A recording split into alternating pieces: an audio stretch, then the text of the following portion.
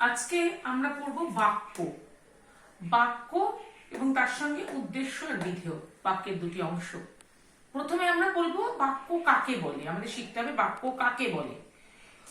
কতকগুলো শব্দ পাশাপাশি বসে যদি একটি অর্থ প্রকাশ করে তবে তাকে বাক্য বলে। এর মধ্যে বিষয়গুলো কি? দুটো জিনিসের প্রতি কিন্তু গুরুত্ব দেওয়া হলো। কিসে? পাশাপাশি বসে, শব্দগুলোকে পাশাপাশি বসতে হবে, আর একটা অর্থ প্রকাশ করতে হবে। তাহলে আমাদের কি দাঁড়ালো জিনিসটা? দুটো বিষয় আমাদের নজর করতে হবে। সেটা হচ্ছে দুটো বিষয়। কি কি দুটো বিষয়? বিষয় একটা হচ্ছে পাশাপাশি, আরেকটা হচ্ছে অর্থ। এবার এই দুটোকে নজর করলে, দুটোকে ফুলফিল করলে, দুটোকে মানে আমরা যদি করতে পারি তবেই বাক্যটা হবে, নইলে কিন্তু বাক্য হবে না। এবার তাহলে আমি দেখাই তোমাদের কিভাবে এইটা না হলে বাক্যটা হবে না। দেখো, আমি যদি পাশাপাশি না বসিয়ে যদি দূরে দূরে এরকম বসাই, অমল ভালো ছেলে, এগুলো দূরে দূরে বসলো, এটা বাক্য হলো না। এটা বাক্য হলো না, কারণ গ্যাপ আছে, মধ্যে মধ্যে গ্যাপ। এটা বাক্য হলো না। আবার যদি আমি এটা বলি যে, মনে করো যদি এটাকে বলা হয়, একটা বাক্য বলছি, উল্টে, মনোযোগ দিয়ে দেখো, উল্টে বাড়ির উল্টে পাশের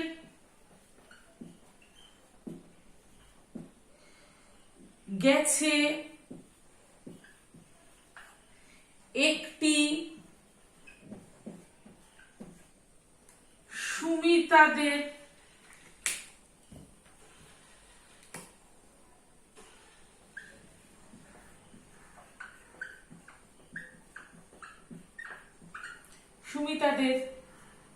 ঝড়ে বাড়ির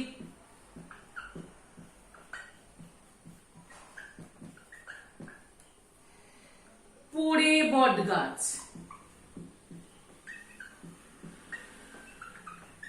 এখানেও তো কতগুলো শব্দ আমি লিখলাম, পাশাপাশি লিখলাম। পাশাপাশি লিখলাম কিনা? উল্টে পাশের গেছে একটি সুমিতাদের ঝড়ে বাড়ির পড়ে বট গাছ। 9টা শব্দ লিখলাম। এটা কি বাক্য হলো? হলো না, কারণ বুঝতেই পারছি না। পাশাপাশি হলো, অনেকগুলো শব্দ হলো, কিন্তু বাক্য হলো না। তাহলে বাক্য করতে গেলে কি হবে?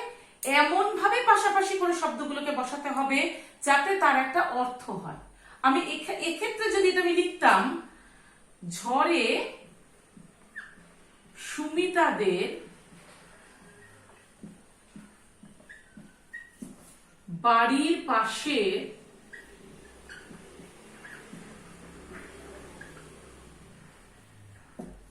একটি বট গাছ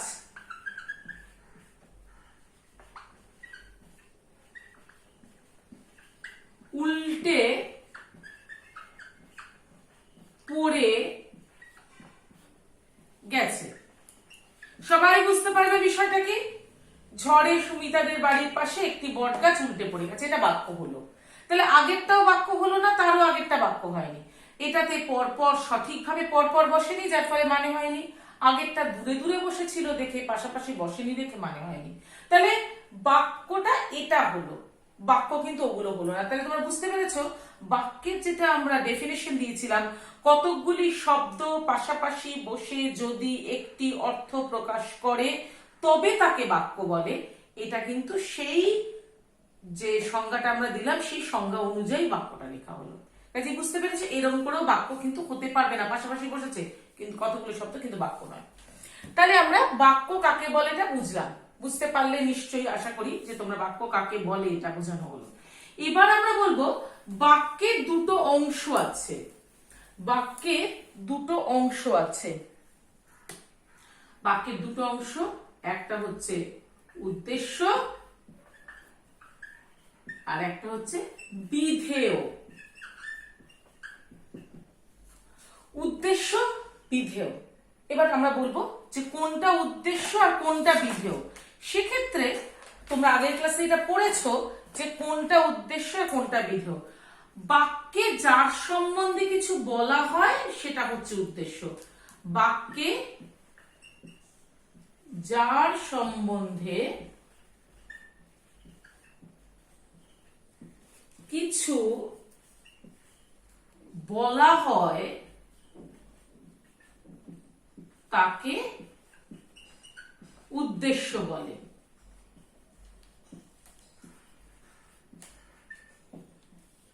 কেমন?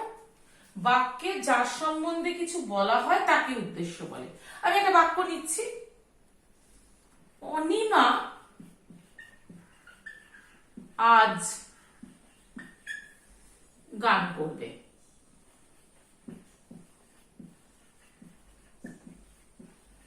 এই বাক্যটার মধ্যে আমরা কি করলাম, যে একটা কাজ হচ্ছে, কে কাজটা করবে, কার সম্বন্ধে বলা হচ্ছে, গানটা যে হবে কে করবে, অনিমা করবে। অনিমা, কাজে অনিমা হচ্ছে এখানে উদ্দেশ্য। বাক্যটার উদ্দেশ্য কোনটা? অনিমা। কারণ কি? অনিমা গানটা করবে, মানে ব্যাপারটা হচ্ছে যার সম্বন্ধে, সেটা হচ্ছে কার সম্বন্ধে? অনিমার সম্বন্ধে বলা হলো যে অনিমা গানটা করবে, সেই জন্য এটাকে বলা হলো উদ্দেশ্য। আরেকটা যদি আমি বলি, ছেলেটি পড়তে বসেছে, যদি বলি ছেলেটি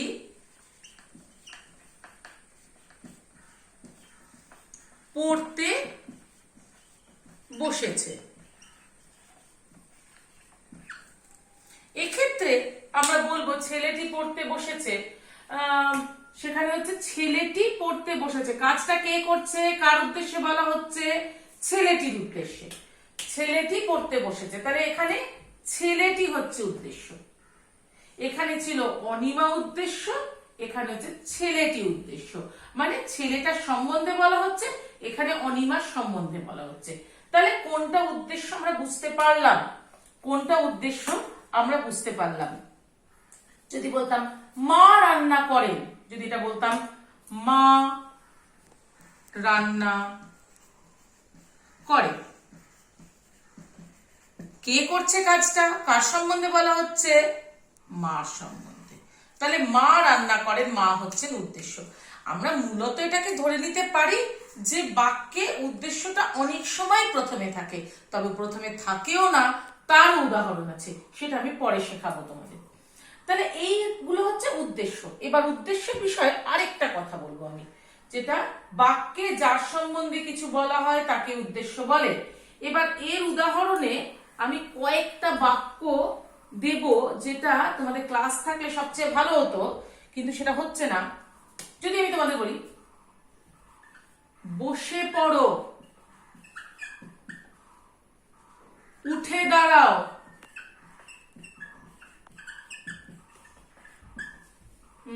যদি বলি বাড়ি যাও, এখানে তোমাদের বলে প্রশ্ন হবে, ম্যাম এখানে কোথায় গেল, উদ্দেশ্য তো নেই। আমি যদি বলি এটার মধ্যে উদ্দেশ্য কোথায়, তোমরা বলবে বসে পড়ো, উঠে দাঁড়াও, বাড়ি যাও, এগুলো কোনোটা তোমার উদ্দেশ্য নেই। তাকে কে, কার সম্বন্ধে বলা হচ্ছে? আসলে এখানে উদ্দেশ্য আছে, আসলে এখানে উদ্দেশ্য আছে। সেই উদ্দেশ্যটা হচ্ছে উচ্চ আছে, মানে আমরা বলছি না। যেমন এখানে বলা উচিত তুমি বা তোমরা বসে পড়ো, তুমি বসে পড়ো বলতে পারি, আবার তোমরা বসে পড়ো বলতে পারি। উঠে দাঁড়াও এটাও বলতে পারি, তুমি উঠে দাঁড়াও বা তোমরা উঠে দাঁড়াও। বাড়ি যাও, তুমি বাড়ি যাও বা তোমরা বাড়ি যাও। যদি বলি আসুন, একটা বাক্য, একটা শব্দ দিয়ে একটা বাক্য বললাম, এটা আমি বলতে পারি উচ্চ আছে, এর উদ্দেশ্যটা আপনি আসুন বা আপনারা আসুন, আপনারা আসুন। তাহলে এগুলো সবগুলোতেই উদ্দেশ্য আছে, কিন্তু উদ্দেশ্যগুলো আসলে কি আছে? উদ্দেশ্যগুলো উচ্চ আছে। উচ্চ মানে হচ্ছে উদ্দেশ্যগুলোকে আমরা দেখতে পাচ্ছি না, মানে উদ্দেশ্যগুলো এই রকম আছে। তোমাদের যদি বলি যে উদ্দেশ্যগুলো কিরকম আছে, যদি বলি এই রকম আছে, এইভাবে ঢাকা আছে, আড়াল করা আছে। এবার কি হচ্ছে, যেই আমি আড়াল সরাচ্ছি একটা করে উদ্দেশ্য বেরিয়ে পড়ছে। বসে পড়ো, তুমি বা তোমরা বসে পড়ো। উঠে দাঁড়াও, তুমি বা তোমরা উঠে দাঁড়াও। বাড়ি যাও, তুমি বা তোমরা বাড়ি যাও। আসুন, আপনি বা আপনারা আসুন। তার মানে এগুলো ছিল উহ্য, কিন্তু যদি আমি বলি এগুলোর উদ্দেশ্য কোনটা, তোমরা কিন্তু এই তুমি বা তোমরা এটা লিখে তারপর লিখবে তোমরা উহ্য। কেমন? তুমি বা তোমরা ব্র্যাকেটে লিখে দেবে উহ্য। তাহলে আমরা উদ্দেশ্যটা কিছুটা বুঝতে পারলাম। উদ্দেশ্য কি? উদ্দেশ্য হচ্ছে বাক্যে যার সম্বন্ধে কিছু বলা হয় তাকে বলা হয় উদ্দেশ্য।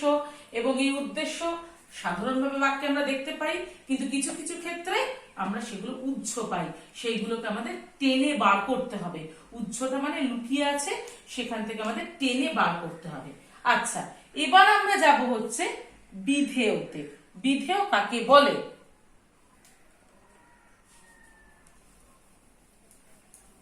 বিধেয় কাকে বলে?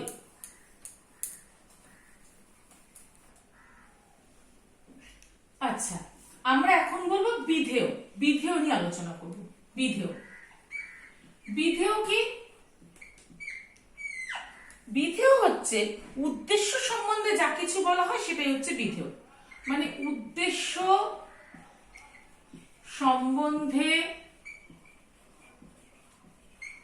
যা কিছু বলা হয়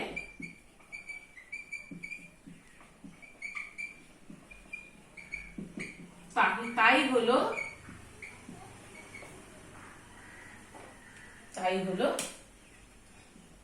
বিধেয়। আচ্ছা, আমার ব্যাপারটা কি দাঁড়ালো তাহলে, যে উদ্দেশ্য সম্বন্ধে যা কিছু বলছি। আমি যদি একটা বাক্যে, যেটা আমি একটু আগেই যেটা বললাম, যে মা রান্না করেন, ধরে নাও মা রান্না করেন, এই বাক্যটার মধ্যে আমরা বলেই দিয়েছিলাম উদ্দেশ্য হচ্ছে মা, কারণ মা সম্বন্ধে বলা হচ্ছে। এবার মা কি করছেন, উদ্দেশ্যটা মানে মা কাজটা কি, মা রান্না করছেন, এটা হচ্ছে বিধেয়। মানে উদ্দেশ্যের সম্বন্ধে যা কিছু বলা হচ্ছে, কারণ উদ্দেশ্য মা, তার সম্বন্ধে বলা হচ্ছে তিনি রান্না করছেন। তার সম্বন্ধে যে কথাটা এখানে আমি জানতে পারছি সে হচ্ছে উনি কি করছেন, রান্না করছেন। উনি পড়াশোনা করছেন না, উনি গান গাইছেন না, উনি কিছু অন্য কিছু করছেন না, রান্না করছেন। তাহলে রান্না করছেনটা হচ্ছে বিধেয়। আমি যদি বলি ছেলেটি ঘুড়ি ওড়াচ্ছে, ছেলেটি ঘুড়ি ওড়াচ্ছে, আমার উদ্দেশ্য হলো ছেলেটি, কারণ ছেলেটি সম্বন্ধে বলা হচ্ছে, কাজটা ছেলেটি। এবার ছেলেটি সম্বন্ধে কি বলা হচ্ছে? ছেলেটি সম্বন্ধে বলা হচ্ছে যে ছেলেটি ঘুড়ি ওড়াচ্ছে। ছেলেটি যে কাজটা করছে সেটা হচ্ছে ঘুড়ি ওড়ানো। ছেলেটির সম্বন্ধে ইনফরমেশনটা আমি পেলাম, ছেলেটি ঘুড়ি ওড়াচ্ছে, এইটা হলো বিধেয়। তাহলে ক্লিয়ার যে উদ্দেশ্য আর বিধেয়, উদ্দেশ্য এই অংশটা আর বিধেয় হলো এই অংশটা। এবার আমি তোমাদেরকে একটা জিনিস বলবো, যে এই যে বিধেয় বা উদ্দেশ্য দুটোকেই কিন্তু বড় করা যায়, আবার যেরম আছে সেরম রাখা যায়। সেইটাকে বলা হয় হচ্ছে উদ্দেশ্য সম্প্রসারণ। যখন আমরা উদ্দেশ্যকে বড় করছি সেটা হচ্ছে উদ্দেশ্য সম্প্রসারণ, আর বিধেয়কে যখন বড় করছি তখন এটা হয়ে যাচ্ছে বিধেয় সম্প্রসারণ। তাহলে আমরা উদ্দেশ্য সম্প্রসারণ আর বিধেয় সম্প্রসারণ। আমি তাহলে এখানে দু তিনটে জিনিসের প্রশ্ন আমি রাখছি তোমাদের কাছে, এতক্ষণ পর্যন্ত যা পড়ানো হলো সেটা সম্বন্ধে কিছু সাম আপ করছি। প্রথম প্রশ্নটা হচ্ছে 1 নম্বর, বাক্য কাকে বলে? এই প্রশ্ন আসতে পারে, বাক্য কাকে বলে? এখানে তোমরা যেভাবে শিখলে বলবে ডেফিনিশনটা, বাক্য কাকে বলে, একটা উদাহরণ শুদ্ধ দেবে, এটা উদাহরণ না হলে হবে না, উদাহরণটা জরুরি।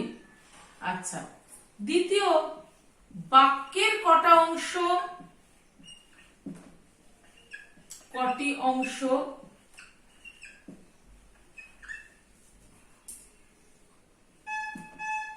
কি কি? এই দুটো প্রশ্ন হলো, বাক্যের দুটি অংশ উদ্দেশ্য এবং বিধেয়। 3 নম্বর প্রশ্ন আসতে পারে, উদ্দেশ্য কাকে বলে?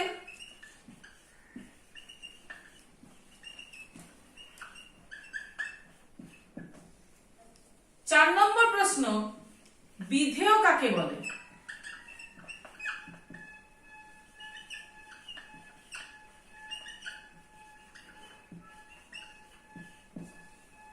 উদ্দেশ্য কাকে বলে, বিধেয় কাকে বলে? আমরা এগুলো ফ্ল্যাট কোয়েশ্চেন, এগুলো বাক্য কাকে বলে, বাক্যের কটি অংশ কি কি, উদ্দেশ্য কাকে বলে, বিধেয় কাকে বলে। এবার এই 4টে প্রশ্ন তোমরা লিখে নেবে, 1 2 3 4, এগুলো তোমরা বই থেকে উত্তরগুলোকে লিখবে। এটা দেখানোর কোনো দরকার নেই, কারণ আমরা এগুলো ফ্ল্যাট কোয়েশ্চেন। এবার আমি যে প্রশ্নগুলি দেব, কয়েকটা আমি ডেফিনিশন, কয়েকটা উদাহরণ দেব, যে উদাহরণগুলোর মধ্যে থেকে তোমাদের কোনটা উদ্দেশ্য বার করতে হবে, পরের দিন আমি বিধেয়তে চলে যাব। আমি তোমাদেরকে বলেছিলাম আগে একবার কথা বলতে গেলে, আশা করি তোমাদের মধ্যে এটা লেখা হয়ে গেছে।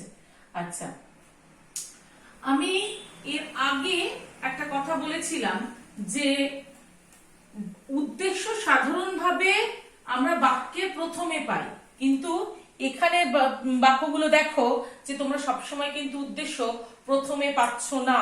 তোমাকে একটাতে আমি বুঝিয়ে দেব, বাকিগুলো তোমরা নিজেরা করবে।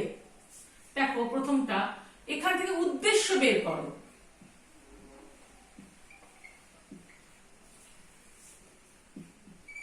উদ্দেশ্য চিহ্নিত করো।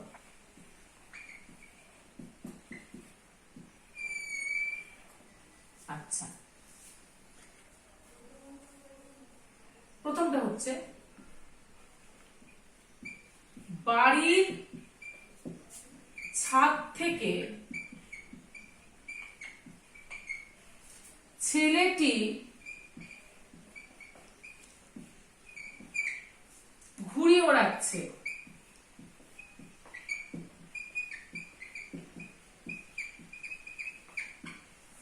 আমি প্রথমটা একটু বুঝিয়ে দিই। এইখানে উদ্দেশ্য কোনটি? উদ্দেশ্য কোনটি? এখানে উদ্দেশ্য হচ্ছে ছেলেটি। এবার এই বাক্যটাকে তো আমি এইভাবেও লিখতে পারতাম, ছেলেটি বাড়ির ছাদ থেকে ঘুড়ি ওড়াচ্ছে, এভাবেও তো লেখা যেত, ছেলেটি বাড়ির ছাদ থেকে ঘুড়ি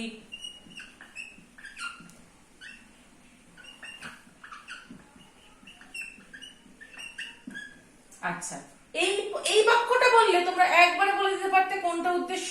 তোমরা বলতে, ম্যাম এখানে উদ্দেশ্য হচ্ছে এইটি, সঙ্গে সঙ্গে তোমরা বলে দিতে যে ম্যাম এই পরের বাক্যটা দেখলেই এইটা হচ্ছে উদ্দেশ্য। এই বাক্যটাই যখন আমি ঘুরিয়ে লিখছি তখনও কিন্তু এটাই উদ্দেশ্য থাকছে। তোমাকে বাক্যটা একটু ঘুরিয়ে ভেবে নিতে হবে যে ছেলেটি সামনে দিলে বাক্যটা কিরকম হতো, ছেলেটি বাড়ির ছাদ থেকে ঘুড়ি ওড়াচ্ছে, তাহলে ছেলেটি উদ্দেশ্য মানে কে কাজটা করছে, পুরো বাক্যটার মধ্যে কে কাজটা করছে। বাড়ির ছাদ কি কাজটা করছে? না। ঘুড়ি কাজটা করছে? না। ছেলেটি কাজটা করছে, তাহলে ছেলেটি হচ্ছে উদ্দেশ্য। ছেলেটি বাড়ির ছাদ থেকে ঘুড়ি ওড়াচ্ছে। ভালো করে এটা মন দিয়ে বোঝার চেষ্টা করো যে এই বাক্যটির মধ্যে ছেলেটি কথাটাকে যদি আমি সামনে নিয়ে আসি তাহলে ব্যাপারটা আমার বুঝতে সুবিধা হচ্ছে, কিন্তু আমি ইচ্ছে করে ঘুরিয়ে দিয়েছি। বাড়ির ছাদ থেকে ছেলেটি ঘুড়ি ওড়াচ্ছে, আমি যদি এরকম করতাম ছেলেটি বাড়ির ছাদ থেকে ঘুড়ি ওড়াচ্ছে, সেক্ষেত্রে আমার কিন্তু ব্যাপারটা বুঝতে সুবিধা হতো। আমি সেটা করিনি যাতে তোমরা খুঁজে বার করতে পারো, সেই জন্য ছেলেটিকে আমি সামনে এনে ছেলেটি বাড়ির ছাদ থেকে ঘুড়ি ওড়াচ্ছে, সুতরাং ছেলেটি হচ্ছে উদ্দেশ্য। এইভাবে লিখে নিতে হবে না, কিন্তু আবার তোমরা এর মধ্যে থেকে আন্ডারলাইন করে বার করবে।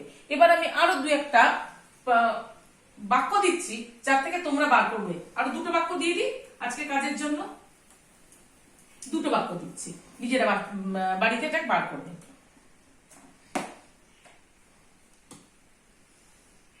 2 নম্বর, গ্রামের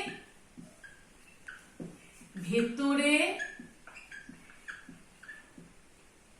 মাঠের পাশে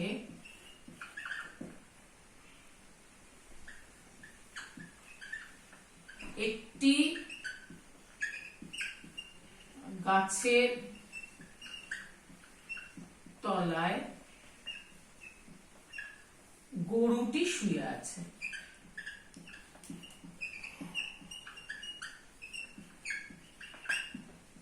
আছে একটা বড় বাক্য, এই বড় বাক্যটার মধ্যে কোনটা উদ্দেশ্য তোমাকে বার করতে হবে। দ্বিতীয়, মাঝের গ্রামে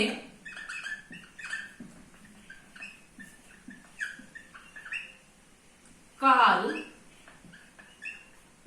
খুব বৃষ্টি হওয়ায়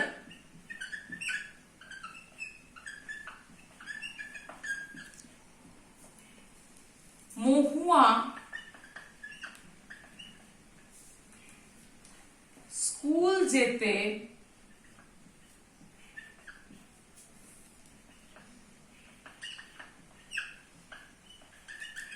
পারেনি। মাঝের গ্রামে কাল খুব বৃষ্টি হওয়ায় মহুয়া স্কুল যেতে পারেনি। তুমি ঠিক এর মধ্যে থেকে, এই দুটি বাক্যের মধ্যে থেকে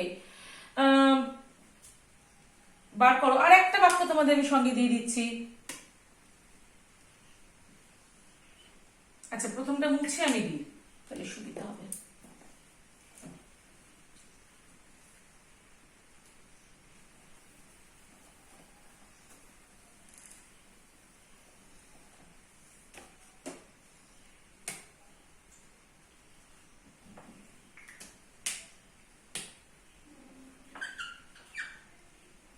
জন্মাবার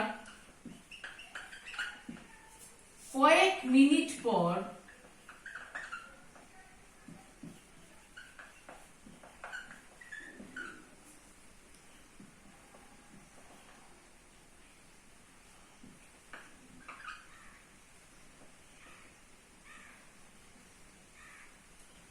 বাচ্চাটি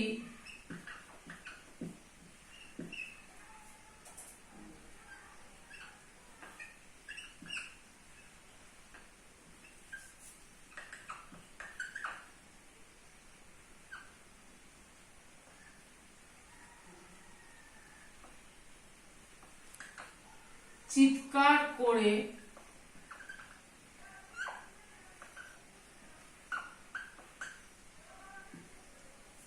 ওঠে।